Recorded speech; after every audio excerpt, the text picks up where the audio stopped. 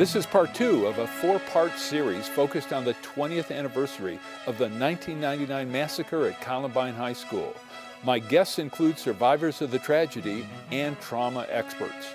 We'll also introduce the new documentary about the shooting called Are Columbine. So Laura, as a survivor, I'd be really interested in just how you view your fellow students at Columbine who experienced something for the first time in our country on that scale.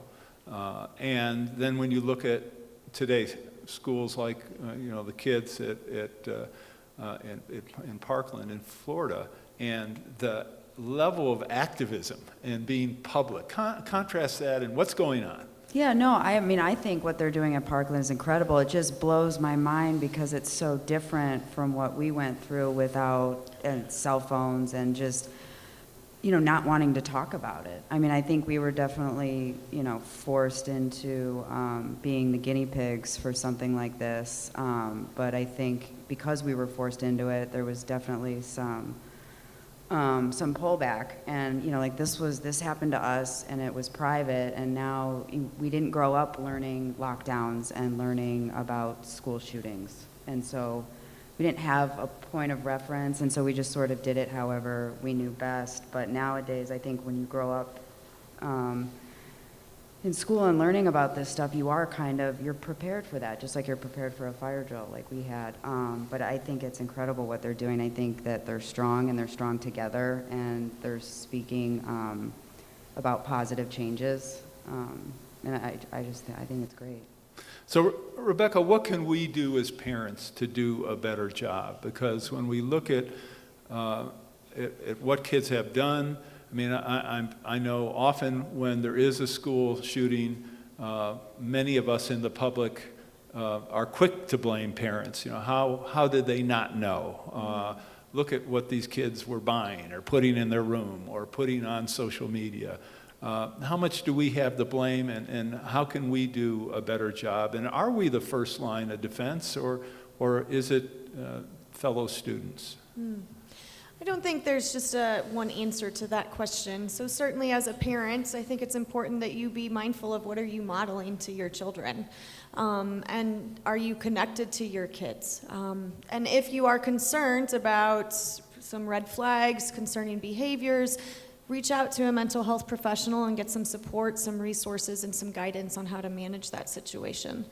Now, on the opposite end, if you are the parent of a child who has experienced a traumatic event, it's important that you be there to be a nurturing relationship, but there's a fine line between giving somebody space and not giving them so much space that you're just not present, right? So it's important not to come on in an invasive way, right? So that individuals feel that they're being overly burdened with they need to talk about things, or you have to go talk to somebody right now. As we had talked about earlier, everybody's healing path is their own journey and looks different. So I think it's important to walk that line between being there and being a nurturing support, but not being so overwhelming, or as we sometimes say, a helicopter parent, right? Which can certainly, I think we know with teenagers, can be a quick way to close the door. Frank? The only thing I would want to add, they've done a wonderful job, is trauma, it's not a competition, who suffers more. And I think a lot of times we make reference, well, I didn't go through a Columbine, but if you're suffering, trauma's trauma. And I think that's the most important thing, is there's help out there, and you never have to travel that journey alone. And for us sitting up here, if we did not get the help that we needed, we could not go out and do what we're doing right now to help some of these other communities. So once again, counseling is not a sign of weakness, it's a sign of strength. And think about next time you travel on an airplane, and what they tell you, the flight attendant will say, if you lose pressure in the cabin and a mask comes down, make sure you put that mask on yourself before you help someone else. It's the same thing. You need to get that help and support to continue to fight the good fight. Kiki? I think the question most people ask, that they know I'm a person of faith, and they said, how could there be a God when 13 were killed, so many were injured? And I said, if there's not, those bombs would have went off in the building, and there would have been 600 to 700 people who would have died that day. But I really felt that there are things that can't be explained. Kiki, you referenced anger. I want to go to our next question in a minute. I think there were certainly a lot of people angry about different things. I mean, there were people angry at the attacker's parents. Certainly, there were people angry at the school that felt that there were things that the school could have or should have done. There were people angry at law enforcement for not going in, for waiting almost an hour before they went into the school. There were a lot of things. There were people angry at the media for how things were often very inaccurately portrayed, and we can talk about that separately as well. But I'd be, and maybe Rebecca, I'd be interested in Kiki's example of two things. One, his example of how someone took their anger and turned it into something constructive, which I think, my guess, is rare. But the other thing is, it seems that kind of anger can really fester, and it strikes me, and I'd be interested from a psychological perspective, it just strikes me that kind of anger is really difficult to overcome when you think someone else made a serious mistake that impacted your life, that cost the life of a loved one. So after an event that we can't make sense of, it's common for us to want to point the finger and pose blame, right? Because if we can identify whose fault it was, then it helps us to file away just an inconceivable event into, oh, well, this is why it happens, because it's this person's or this person's fault, right? When in reality, the only person to blame for a traumatic experience is the person who perpetrated the violence. Right? We don't have a crystal ball. We cannot predict everybody's behaviors. And essentially, we need to make sure that we're putting blame where blame is and recognize that desire to place blame is only an effort for us to feel a bit safer in a world that just doesn't make sense sometimes. Now, I think also speaking to Kiki and Frank's stories, right, there's also this other side of trauma that is known in the professional community as post-traumatic growth. And that is that when we've gone through something traumatic and we do our work and we show up to what we need to do to heal for ourselves, there's this amazing resiliency as demonstrated by both of these gentlemen on the other side, right? For what you can then offer to the world, which I'm sure that they were amazing people beforehand. I didn't know them beforehand, right? But look at all of the gifts that they have brought to the world now, unfortunately because of the adversity that they've faced. Laura as well, right? But this is the amazing thing about the opposite side of trauma, when we do our healing, that research really shows that those of us who have faced adversity and worked through it are much more resilient and adaptive human beings overall. For those of you who want to answer this kind of more an overarching or bigger question, is it's just a concept of, in the United States, our belief in the sanctity of life and the idea that we have troubled people, some troubled, some not seemingly troubled, actually, especially when you look at the background of the Las Vegas shooter. Is there something missing in our culture, Frank, in terms of, are we not imbuing a respect for life in our children and in ourselves and our peers at a level where this would really stop everyone or almost everyone? I'm a little bit worried because I think we're becoming desensitized, and it worries me when we hear of another shooting and they don't seem to be fazed. It's like, okay, how many this time? And we can't accept that. I mean, it can't. We got to continue to fight. And as I stated time and time again, and Rick mentioned his grandchild, and I have a grandchild, my wife and I have a grandchild, the kids are our future.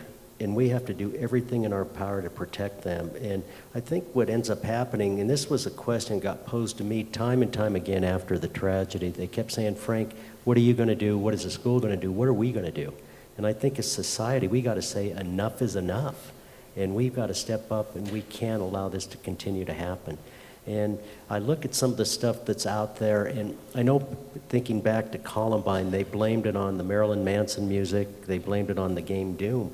And you look at some of those games that they were playing now was really not very difficult as far as desensitizing kids. Some of these video games that these kids are playing right now, it desensitizes them. I think we got to look at some of the things we're doing in society, and it's as parents, as educators, we need to say enough's enough. Frank, I'd like you to comment on that. And also, just in terms of your career, your multi-decade career in education, talk about the expectations and if they're reasonable and how they've changed of what we expect schools and teachers and administrators and support staff to do today compared to 30 or 40 years ago. Right. And Rick and Rebecca really touched upon it. I think it's important. I think people are out there and they want one set answer, and the easy place to go is, tougher gun laws, and that's one piece to the puzzle. But the mental health piece, the parenting, social media. But I think now we live in a society, thinking back to 1999, the only drills we ever did were fire drills. And I don't know how many kids have ever been killed or teachers been killed in a fire. But because of what happened at Columbine High School, now we're doing these drills. In the state of Colorado, there's legislation stating that mandatory drills have to take place, an evacuation drill and then some type of lockdown drill. And I think a lot of people feel that if we don't talk about it, it's not going to happen. And that scares me a little bit. And we are living in a society that we have seen violence increase, so we need to tell our kids, train our kids, and it's got to be age appropriate. And I think you do that with most kids. And I've had elementary teachers say, well, we don't want to scare the kids. But as parents, as grandparents, you tell your kids, don't talk to strangers. Well, if something happens in a school, unfortunately, like what happened at Sandy Hook, those kids need to be prepared. And I think one of the most difficult things, and Kiki and I have had this conversation on several occasions, when I started teaching back in 1979 to where I retired in 2014, it has changed. And what teachers will say, we don't have time to do this because of the mandatory testing and things of that nature, but I think these drills and things have to be a part of it, and it's just being able to work it into your schedule, and it's a disservice. One of the substitute teachers, I believe, I could hear her running down this hallway, coming around the corner, and she yelled, everybody get back in your room, there's kids with guns. And then as soon as I, stepped my first foot in the door, one of the pipe bombs went off. It sounded sort of like the band coming down the hallway with banging their instruments, not playing them, but banging them. Coach Ortiz ran out of the classroom to go see what was going on, and Mrs. Moore followed behind him and was locking the classroom door. She was shaking and trying to get the keys in the lock. And once she locked it, then she came back up this way and told everybody, everybody get behind my desk, get behind my desk. Kiki, go ahead, please. The thing that stands out in my mind is after the Parkland shooting, witnessing a young woman, a student at Marjorie Stoneman Douglas, go on camera and these words that I've been waiting for, and she says, I knew it was a matter of time. And previously we always hear, we never thought it would happen here. And when that student from that high school said, I knew it was a matter of time, I think it spoke volumes to me, and that as a generation, we haven't been prepared to take significant action in making a change. But I think this young generation, the way they're talking and doing things now, I think we're going to see some serious change. But it is a multifaceted piece. And the mental health piece is certainly significant. I know that with NASP, the National Association of School Psychologists, their recent statistics on school psychologists per student ratio is 1 per 1,300 in a high school. And we take better care of everything. Cars, our computers, our phones. We give more attention and service and better number ratios to practically everything we own than we do our students in our schools. And those numbers are ridiculous. When we talk about having better mental health care for our students, to have that sort of ratio, and I like at our school, we have one school psychologist, and we have about 1,700 students. And we have guidance counselors, but they're not qualified to do that sort of mental health work. And so if we want to see some significant changes there, we've got to address that issue as well. And our schools, obviously, we need, going to be funding to bring that in, but how do we make that so important?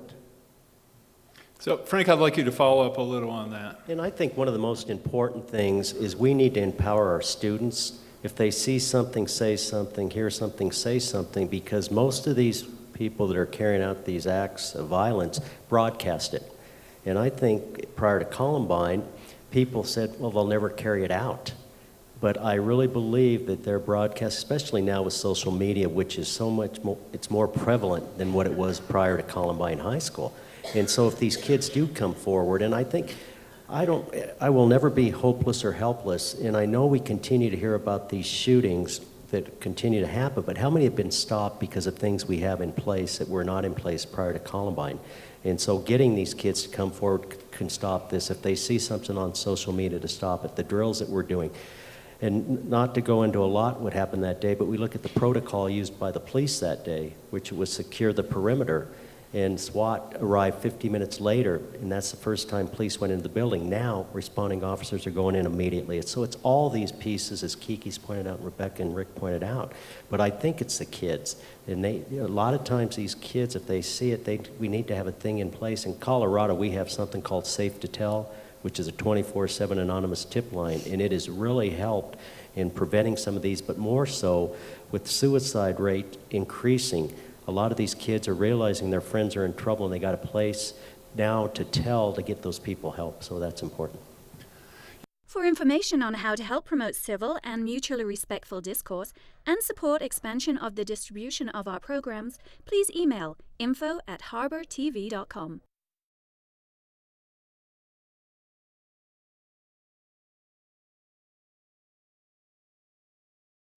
The Rexall Broadcaster of the Year Award recognizes an individual who, through leadership, skill, and dedication, is advancing the broadcast industry in our state and our nation.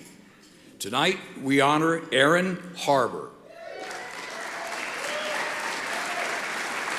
Aaron has worked extensively in the media as a host, producer, political and economic commentator, and columnist. Today, the Aaron Harber Show is the focus of his media involvement. Aaron, it is a privilege to present you with the Rexall Broadcaster of the Year Award. Congratulations.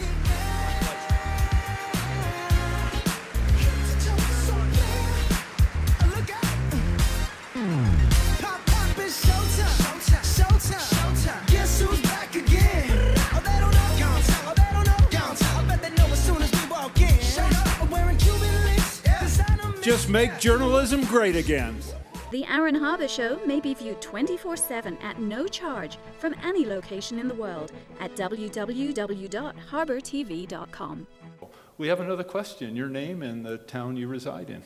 I'm Katie, and I actually live in Littleton right now. I've lived in Littleton for 5 months, about a mile away from Columbine, so that's interesting. I know that you talked about the red flags, but some kids don't have red flags. Some kids have something inside them that's slow burning. They may have friends, they might just seem shy, but then they might, have something inside them that causes them to hurt themselves or others.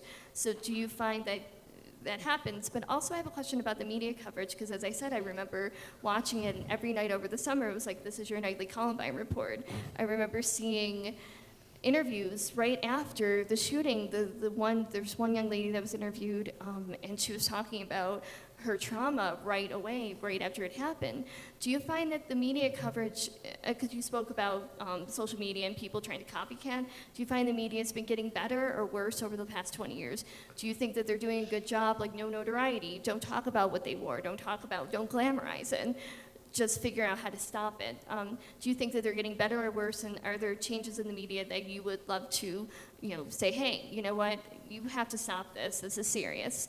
I hope it wasn't too wordy. Sorry. Thank you very much. Okay, thank you. I would like... Go ahead, I can Frank, start. please.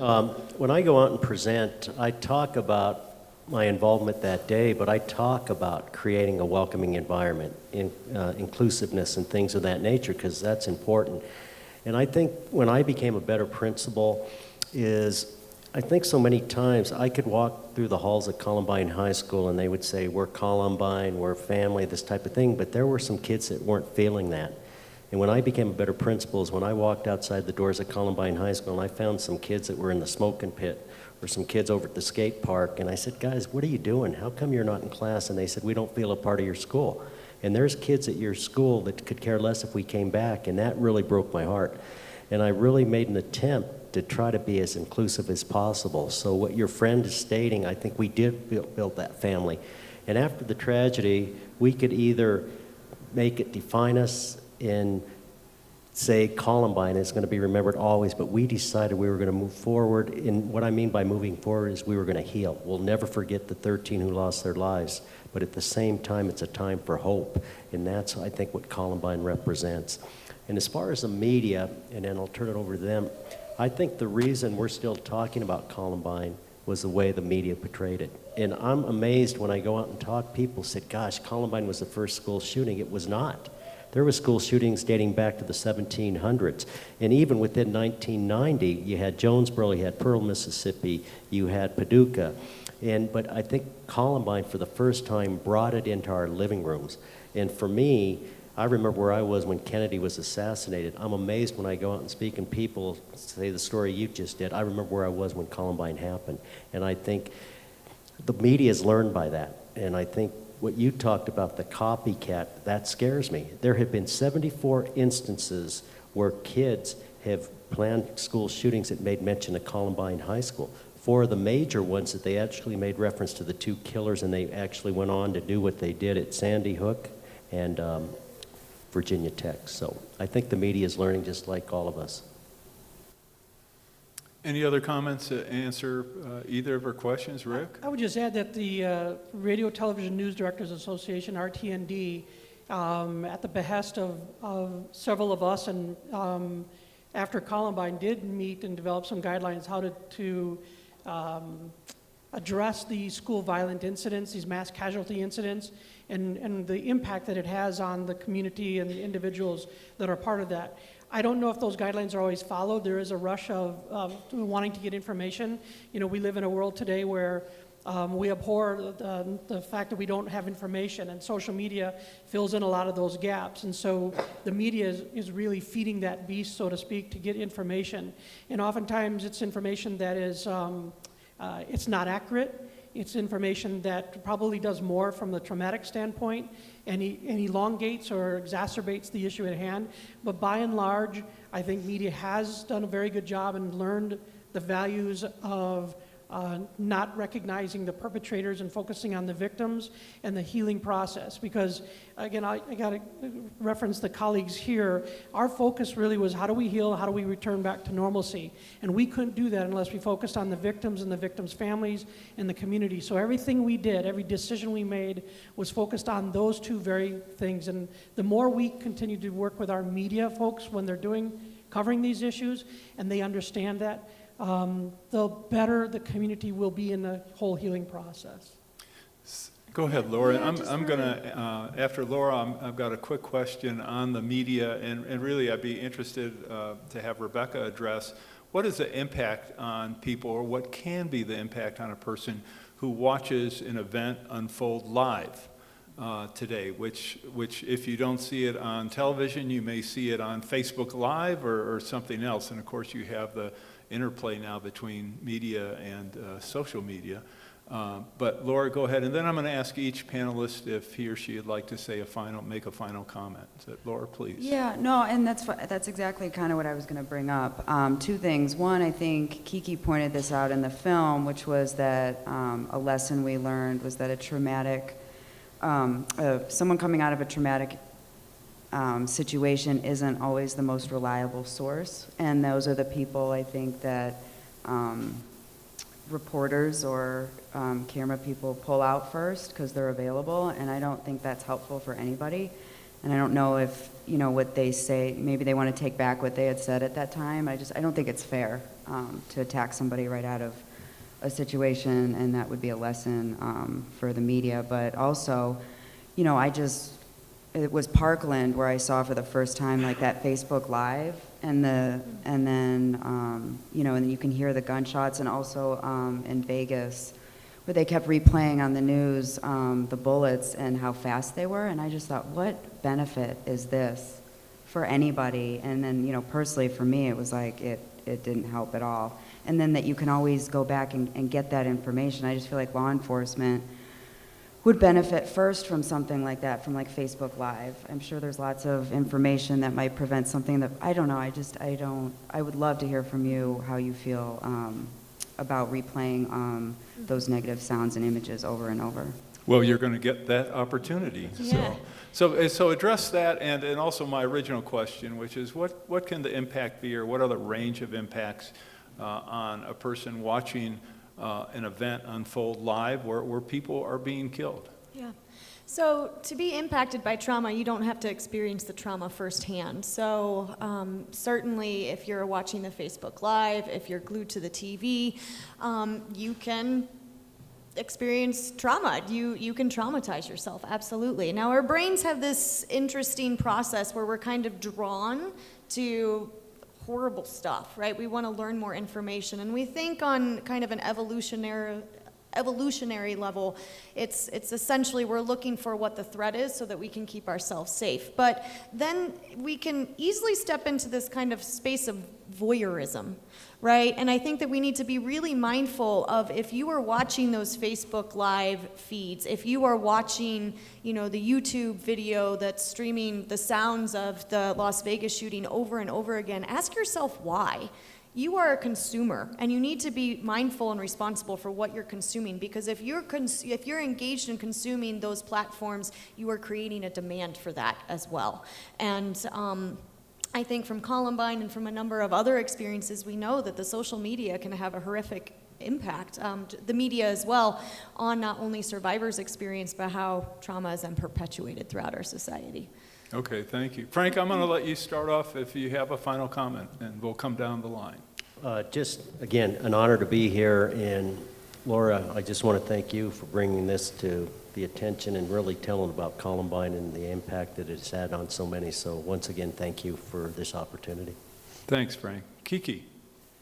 It's my hope that this film and this panel and this conversation will inspire some others in the audience and people who hear this and see this to have conversations in their communities and with their social groups, that this is the sort of thing that spreads because of you. Thank you, Kiki. Rick? Two things. I want to thank the team that was there on that day and continued to work with students and staff. And I want to thank the subjects of the film, because I've had a chance to see it now, and Laura has done an amazing job. You're going to laugh, you're going to cry, you're going to cheer, you're going to have emotions. But the subjects of the film, thank you for your gift of sharing. Thank you for letting us see a part of the world that most people don't get to see, and that's the healing part, the redemptive spirit that each of you brought to the film, and what Laura put on the screen. It's just powerful. She's an amazing person, amazing filmmaker, and I hope someday, soon, the world gets to see this movie, because it is a testament, after 20 years, of an incredible community, an incredible school, incredible staff and students. Rebecca.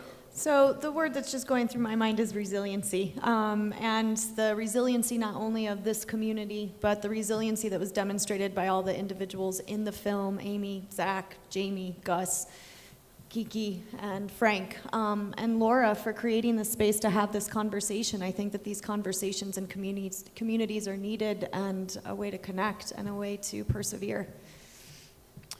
Laura, you get the last word. Oh boy, no, I mean, God, I second everything. I second the participants. Couldn't have done it without them. Couldn't have done it without the crew, everyone that's helped with the film, allowed me to film in the school, and I hope everyone gets a chance to see it. And thank you for moderating. Thank you for being here and being a part of this. I didn't know what this was going to look like today, but I'm really happy that we had this conversation. I'd love to do it again. Let's give our panel a round of applause.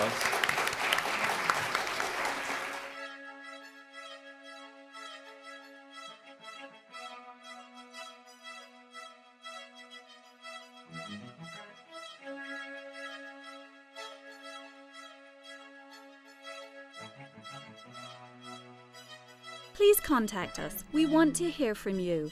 And thanks for watching.